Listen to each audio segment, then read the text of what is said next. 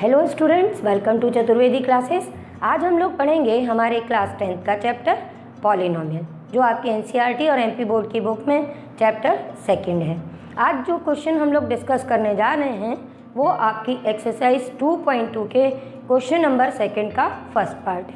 अब इसमें क्या पूछा गया है वो पहले हम लोग देख लेते हैं। इसमें पूछा गया है कि find a quadratic polynomial each with the given numbers as sum and product of its zeros respectively.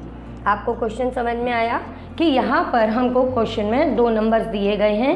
ये जो दो नंबर्स दिए गए हैं ये एक्चुअल में आपकी क्वाड्रेटिक पॉलिनोमियल एक बनाने के लिए दिए गए हैं। और जो पहला नंबर है आपका 1/4, ये आपका सम ऑफ द ज़ीरोज़ है। और जो ये दूसरा नंबर है अपने पास में, ये आपका प्रोडक्ट ऑफ द ज़ीरोज़ है। ठीक है बेटा, क्वेश्चन आप लोग को समझ में आ गया। अब हमको कभी भी किसी क्वेश्चन में सम ऑफ द ज़ीरोज़ या प्रोडक्ट ऑफ द ज़ीरोज़ दिए हुए हों तो हम उन क्वेश्चंस को कैसे सॉल्व करते हैं, उनसे क्वाड्रेटिक पॉलिनोमियल कैसे बनाते हैं। तो इसके लिए दो मेथड होते हैं। मैं आपको दोनों मेथड समझा देती हूँ। आपको जो मेथड ईजी लगे आप कोई भी कर सकते हो, क्योंकि हमारी एनसीईआरटी में दोनों मेथड्स दिए गए हैं। हमारे लिए जो कन्वीनियंट हो वो हम कर सकते हैं। पहला मेथड जो मैं आपको अभी बताने जा रही हूँ वो मेथड है फॉर्मूला मेथड। तो आप फॉर्मूला मेथड में अगर जिन लोगों को फॉर्मूलाज जल्दी से लर्न हो जाते हैं वो उनको अच्छे से कर सकते हैं, और जिन लोगों को अपना फॉर्मूला याद नहीं रहता वो कैसे करेंगे फिर उसके बाद में हम लोग वो डिस्कस करेंगे। ठीक है बेटा, शुरू करते हैं। अब हम सबसे पहले कि अगर हमारे पास में सम ऑफ द ज़ीरोज़ या अच्छा, आप लोगों को ये तो याद है ना कि क्वाड्रेटिक पॉलिनोमियल में हम जब ज़ीरोज़ की बात करते हैं तो उसके ज़ीरोज़ हम क्या सपोज़ कर लेते हैं कि एक ज़ीरो अल्फ़ा है और दूसरा बीटा है। तो जो हमारे क्वेश्चन में गिवन है वो एक्चुअल में क्या है बेटा कि अल्फ़ा प्लस बीटा की वैल्यू 1/4 है और अल्फ़ा इंटू बीटा की वैल्यू -1 है। ठीक है, तो आपने जब मेरे साथ में एक्सरसाइज स्टार्ट की थी तो मैंने आपको एक रिलेशन बताया था कि जो हमारा सम ऑफ द ज़ीरोज़ होता है वो negative coefficient of x divided by coefficient of x² के इक्वल होता है, और प्रोडक्ट ऑफ द रूट्स किसके इक्वल होता है, वो आपका होता है constant term divided by coefficient of x² के। तो अब जब हम सॉल्व करेंगे तो पहला फॉर्मूला मेथड और दूसरा अपना जो मेथड यूज़ करेंगे, इन दोनों में ये चीज़ें हमारी यूज़ होने वाली हैं। सबसे पहले कि आपको अगर फॉर्मूला मेथड यूज़ करना है, ठीक है, ये फर्स्ट मेथड है। तो फर्स्ट मेथड के अकॉर्डिंग जब आपकी कोई भी पॉलिनोमियल आप बनाने जा रहे हैं तो उसका फॉर्म क्या होता है कि p ऑफ x हम लिखते हैं k times x² minus sum of the roots sum of the zeros into x plus product of the zeros. ठीक है बेटा, ये बात समझ में आई कि ये एक फॉर्मूला होता है जिसके according x² minus sum of the zeros into x plus product of the zeros होता है। ये हम जब सॉल्व करेंगे तो ये हो जाएगा x² माइनस 1/4 x प्लस ये -1, ये हम ऐसे लिख देंगे। तो ये बेटा हम सॉल्व करेंगे तो ये आ जाएगा k टाइम्स।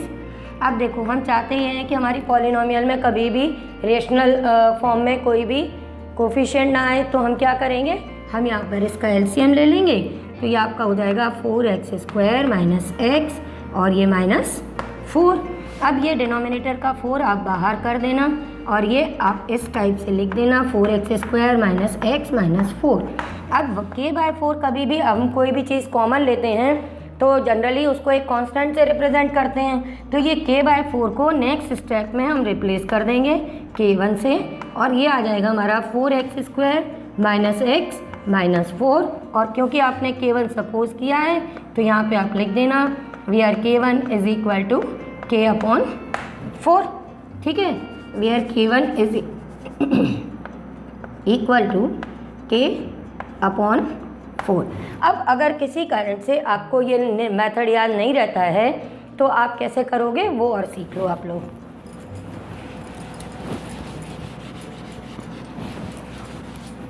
देखो जो चीज़ गिवन है यहाँ पर, जो हमारा रिलेशनशिप हमको मालूम है ज़ीरोज़ और कोफिशिएंट की, मैं वो यूज़ करूँगी।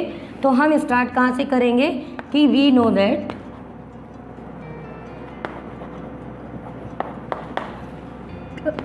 सम of the zeros,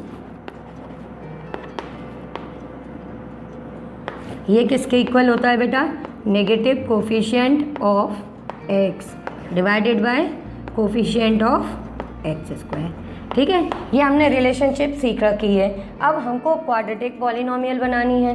quadratic polynomial का हमारा स्टैंडर्ड फॉर्म याद है, P X is equal to A X square plus B X plus C होता है। तो हमको ये मालूम है कि अगर हम यहाँ से इस जगह पर फॉर्मूला बनाने की कोशिश करें तो सम ऑफ द ज़ीरोज़ की जगह तो हम अल्फ़ा प्लस बीटा लिख देंगे। नेगेटिव कोफिशिएंट ऑफ एक्स, तो नेगेटिव कोफिशिएंट ऑफ एक्स क्या है बेटा यहाँ पे बी, तो ये negative b upon x square का ये हो जाएगा ए। अब अल्फ़ा प्लस बीटा की वैल्यू आपके पास गिवन है 1/4, तो आप इसकी जगह पे 1/4 लिख देना और यहाँ negative b upon a as it is लिख देना। ठीक है, अब इसके बाद में आगे काम क्या करेंगे हम लोग, अब हमारे पास में प्रोडक्ट ऑफ द ज़ीरोज़ दिया है, तो इसका रिलेशन अगर याद हो तो वो क्या था कि product of the zeros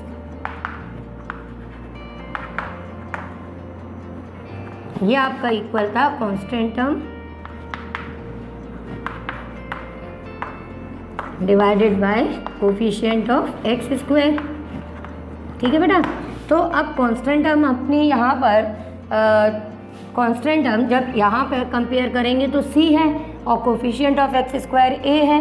product of the zeros means alpha into beta, तो ये अपना रिलेशन किस फॉर्म में आ गया कि अल्फ़ा इंटू बीटा किसके इक्वल होता है, सी अपॉन ए। अल्फ़ा इंटू बीटा की वैल्यू है -1, तो ये हो जाएगी आपकी सी अपॉन ए। अब हमने ये देखा कि जब हमने इधर ज़ीरोज़ फाइंड किए थे तो यहाँ पर इसमें डिनोमिनेटर नहीं है तो आप 1 लिख लेना। तो जब आप कंपेयर करोगे तो यहाँ से ए की वैल्यू 4 आ रही है और यहाँ से ए की वैल्यू 1 आ रही है। ऐसा तो हो नहीं सकता ना कि एक ही पॉलिनोमियल में एक्स स्क्वायर के 2 कोफिशिएंट हो। तो बस आपको इतना सा काम करना है कि अगर यहाँ 1 है और यहाँ 4 है तो इन दोनों का एलसीएम लेके इनको सेम कर देना, तो एलसीएम 4 आएगा। इसका मतलब क्या हो गया कि ये सी अपॉन ए के इक्वल में आपको 4 चाहिए, 4 चाहिए और है क्या 1, तो आपने डिनोमिनेटर को 1 से डिनोमिनेटर 1 को 4 से मल्टीप्लाई किया तो आप न्यूमरेटर को भी कर देना और जिससे आपकी ये वैल्यू आ जाएगी -4/4 is equal to C upon A. ये बस थोड़ा सा काम है जिसमें अपने को सावधानी रखनी है। अब देखो बेटा फटाफट पॉलिनोमियल कैसे बन जाएगी हमारी, इसके बाद में आप लिख देना केवल ऑन कंपेयरिंग। अच्छा ये चीज़ तो मालूम है कि अगर कोई ये इस तरह से लिखा है इसका मतलब ये रेशो में है, तो जब हम कंपेयर करेंगे तो ये जैसे लिखा है नेगेटिव बी के सामने 1, तो आप जल्दी जल्दी में ये मत लिख देना कि b इज़ इक्वल टू -1, ये रेशो में है बेटा, b की वैल्यू 1 नहीं है, ये इसका सिंपलेस्ट फॉर्म है। तो सिंपलेस्ट फॉर्म में ये नहीं कह सकते आप कि b की वैल्यू 1 है, तो ऑन कंपेयरिंग आप क्या लिखोगे, b is equal to -1k, a is equal to 4k और यहाँ से c की वैल्यू हम लिख देंगे बेटा -4k।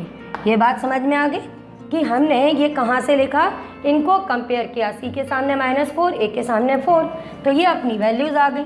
जब ये वैल्यूज़ आ गई तो इसके बाद में हम लिख देंगे देयरफॉर रिक्वायर्ड पॉलिनोमियल इज़,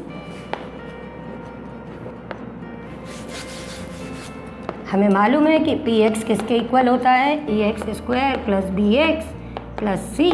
यहाँ पे ये अपनी वैल्यूज़ लिखेंगे हम, तो ये हो जाएगा 4k एक्स स्क्वायर, फिर इसके बाद में -1k(x), 1 लिखते नहीं हम लोग तो kx, और ये -4k, k आप कॉमन ले लेना,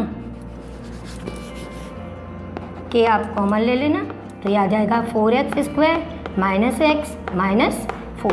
देखो बेटा आंसर दोनों से सेम आ गए ना। अभी भी आपको कोई डाउट हो तो आप मुझे व्हाट्सएप कीजिए वीडियो के एंड में मेरे नंबर से। ओके बच्चों।